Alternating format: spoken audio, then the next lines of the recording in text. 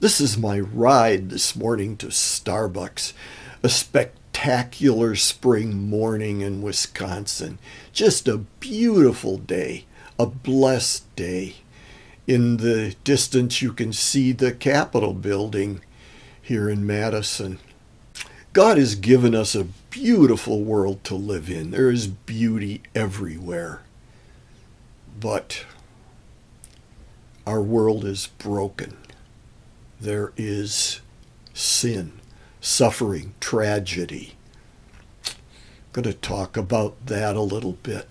There is no doubt in my mind that everyone at some time or another sees suffering or suffers or is a victim of some kind of evil, whether it's natural, like a disaster or a disease, or whether it's at the hands of evil people. There is evil in the world, which we can define as sin. When Adam and Eve sinned and welcomed evil into the world, it wasn't just humanity that suffers from this, but all creation. Everything from natural disasters to viruses to evil people are a result of sin entering creation. We can jump to the end of the book. In Revelation, it says, and I don't know if I'll get this exactly right, there will be no more death, no more sorrow, no more suffering, no more pain, for the old order of things has passed away. That is more than an implication that prior to this time there was death, there was suffering, there was sorrow, there was pain.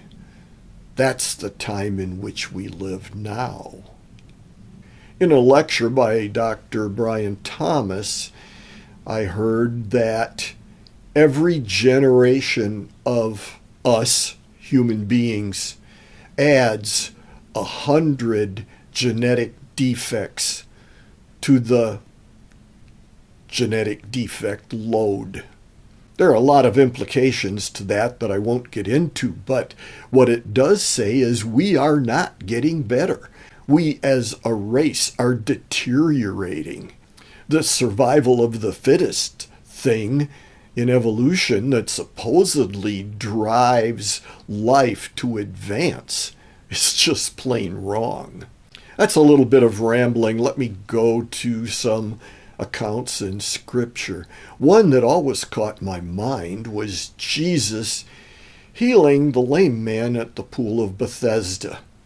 He walked in, said to the man, "You want to be healed? Yeah, pick up your mat and walk." And of course it was on the Sabbath. It's always on the Sabbath, isn't it?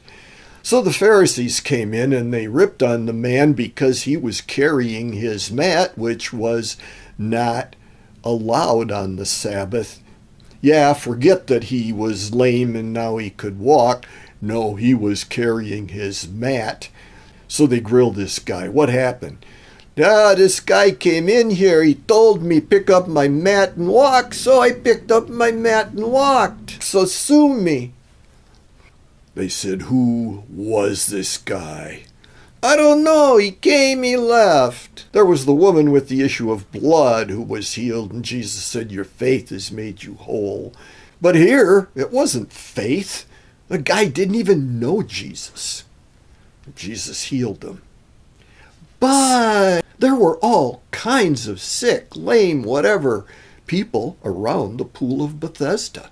Jesus didn't heal them. Why not?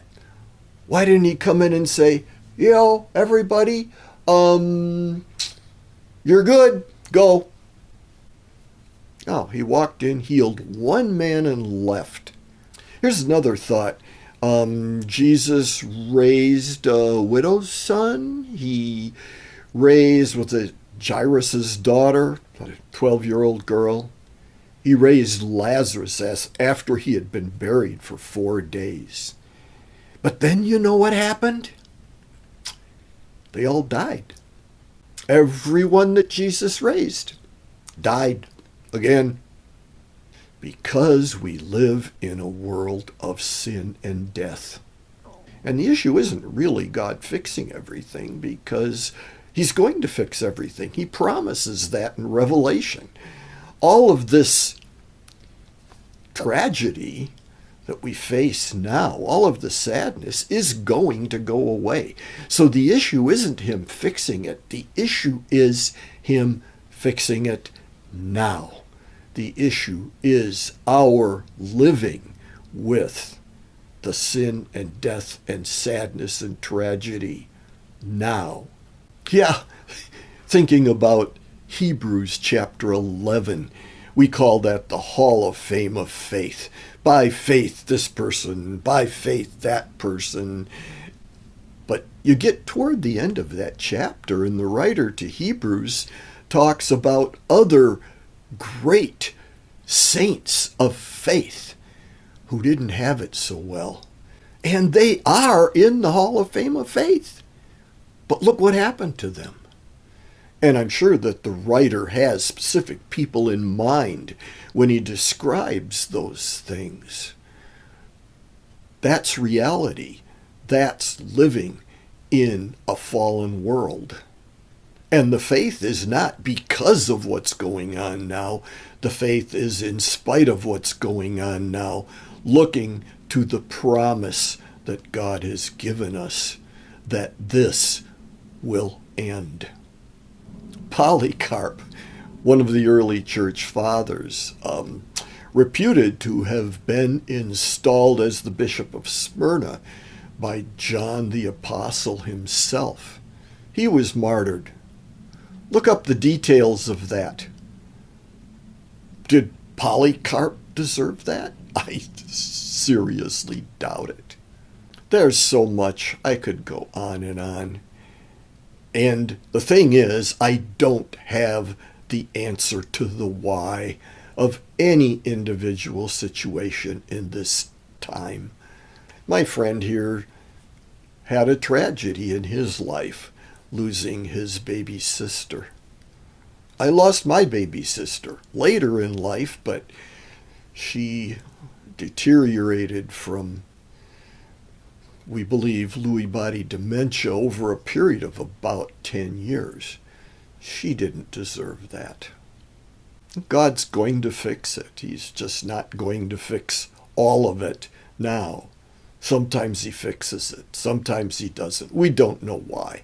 We don't like the sin and the suffering and the evil and the death that we endure now. None of us likes it. We all wish it weren't that way. Our faith is that it won't always be that way, that it will get fixed. Tragedy, for a believer or a non-believer alike, is tragedy. It's sadness for all of us. We all sorrow in this fallen world in which we live. The only differentiation I can say is that we as believers have hope that this will end. The sadness, the sorrow, the death, the suffering, the pain will all end, and we will see it end.